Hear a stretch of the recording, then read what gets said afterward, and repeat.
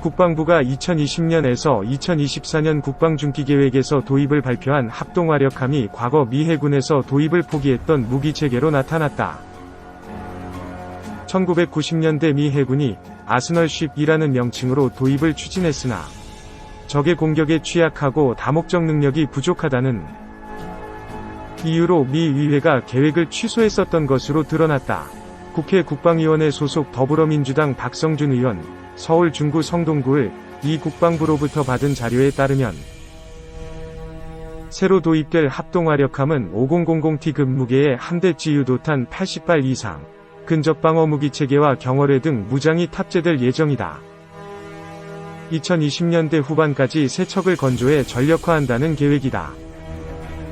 합동화력함은 함대지 미사일을 대량으로 탑재하여 지상 공격 임무를 주로 수행하는 떠다니는 미사일 기지라 불린다.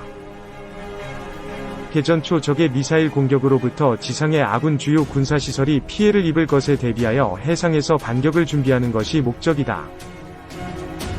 합동화력함은 대부분의 공간에 미사일을 탑재하는 데 사용하기 때문에 각종 방어와 탐지 능력이 다른 함정에 비해 취약할 수밖에 없다.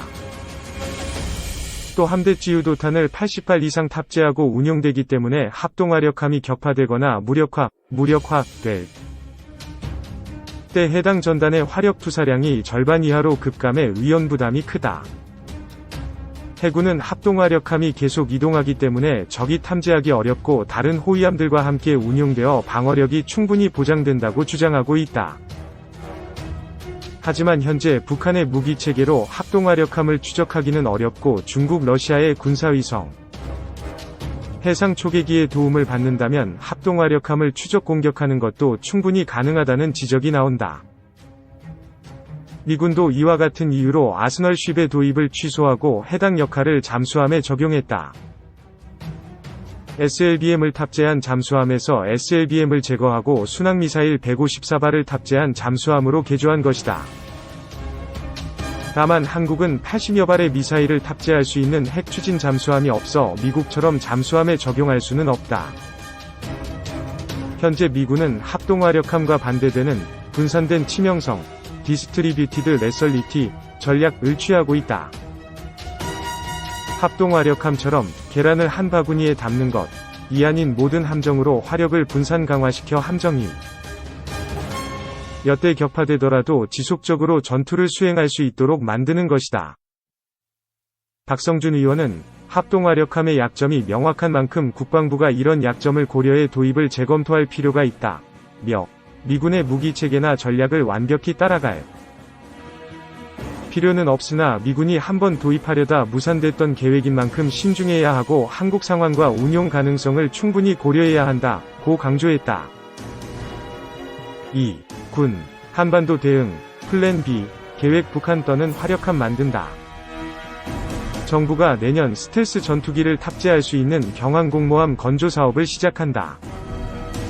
당초 2020년대 중반부터 본격화될 것으로 예측됐던 항모 사업의 착수 시기를 대폭 앞당긴 것이다. 또 해상에서 미사일을 발사할 수 있는 합동화력함 전력화 사업도 공식 착수키로 했다. 북한의 위협에 대응하면서 주변국 전력 증강에 대응해 억제력을 강화하는 차원이다. 국방부는 14일 2020-2024년 국방중기계획을 발표하고 이 같은 내용을 신규 사업으로 담았다. 이 계획에 따르면 경항모 도입은 대형 수송함라는 사업명으로 실시된다. 단거리 이 착륙 전투기의 탑재 능력을 고려해 국내 건조를 목표로 내년부터 선행 연구를 시작하고 늦어도 2030년대 초에는 전력화를 완료한다는 게 군 당국의 계획이다. 대형 수송함은 독도함과 마라도함, 이상 만재 배수량 19000T, A은 제3위 대형 수송함을 여기에 탑재될 단거리 이 착륙 전투기는 스텔스기인 F-35B를 각각 뜻한다. 당초 군 당국은 지난달 경항모 건조 사업을 장기전력 소요로 결정했다. 장기전력 소요는 2026년 이후 전력 도입 사업의 밑그림이다. 그런데 이를 대폭 앞당겨 내년에 선행 연구에 돌입한다. 군 관계자는 장기계획이 한 달 만에 중기계획으로 바뀌어 당장 내년부터 예산을 받고 연구에 들어가는 사업은 극히 이례적이라고 밝혔다. 다른 관계자는 청와대 의지가 반영된 것으로 파악된다. 며 이번 정부 내 되돌릴 수 없는 수준으로 사업을 진행시키겠다는 의미라고 말했다.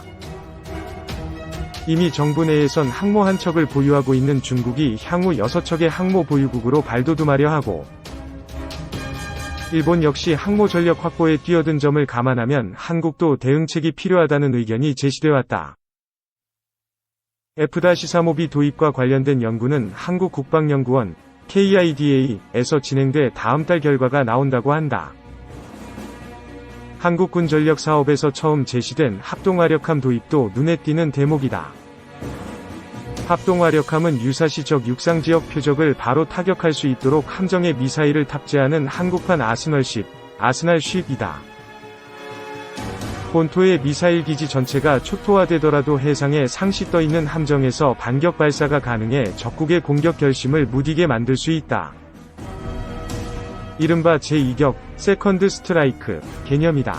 이는 전적으로 북한을 염두에 뒀다는 평가다. 정부가 한반도 상황이 엄중해질 것을 대비해 플랜 B를 계획하고 있다는 의미다. 국방부는 합동화력함을 국내에서 건조하고 2020년대 후반 전력화할 방침이다. 여기에는 탄도미사일인 현무2 시리즈와 순항미사일인 현무3 미사일 등이 탑재될 것으로 관측된다.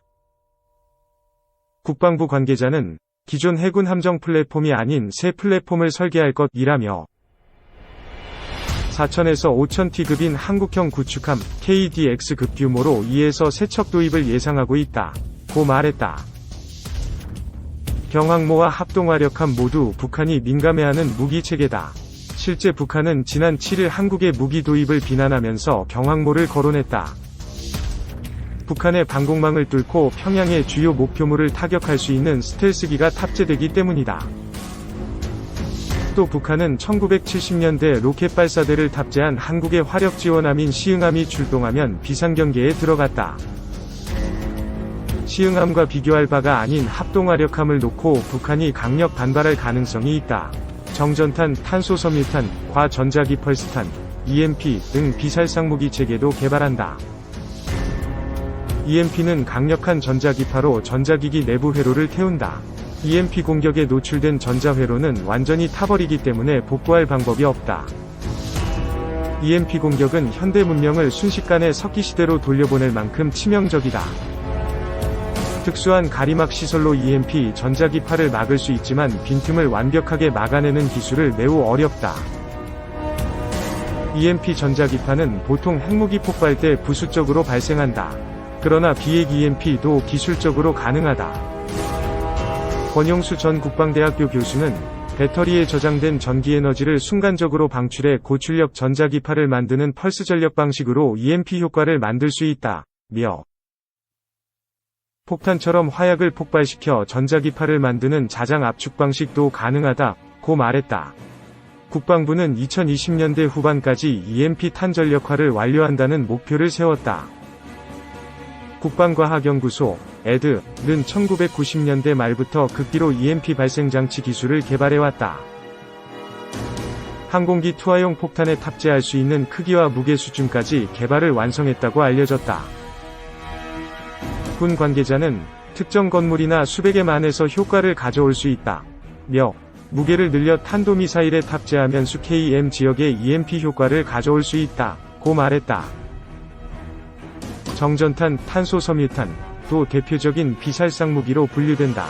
탄두에서 화학 처리된 흑연, 탄소, 필라멘트 또는 니켈 조각을 담은 자탄이 살포된다. 변압기를 비롯한 전력 공급 시설에 떨어지면 전기 합성과 누전을 일으켜서 전력 공급을 차단한다. 군 관계자는 탄소섬유탄이 북한 발전소 상공에서 폭발하면 핵과 미사일 기지를 비롯한 지하 군사시설에 공급하는 전력망이 끊겨 전쟁 수행 능력이 무력화될 것이라고 말했다. 한국은 2006년부터 응용 연구를 시작했고 선진국 대비 80% 수준 기술을 갖췄다. 국방부는 지난 2016년 발표한 국방중기계획에서 탄소섬유탄을 2021년까지 개발 및 배치하겠다고 밝힌 바 있다. 고출력 레이저 위성 감시 추적체계 구축 사업이 중기계획에 처음 포함된 점도 눈에 띈다. 전 세계적으로 부각되고 있는 우주작전의 중요성을 반영했다는 게 군 당국의 설명이다. 해당 무기체계는 한반도 우주상공을 떠다니는 타국 위성을 감시 추적하고 기술 수준에 따라선 레이저로 이를 무력화하는 기능까지 갖는다. 국방부는 또 북한의 미사일 위협에 대비한 탐지 요격 기능 강화에도 공을 들였다고 강조했다.